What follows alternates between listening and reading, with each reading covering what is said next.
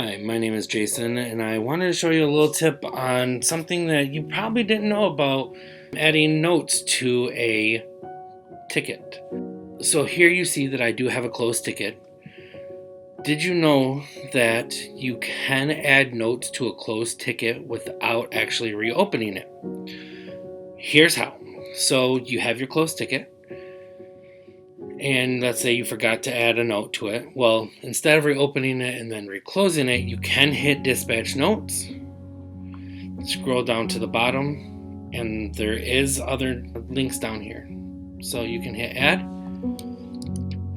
type in your note, and hit add note.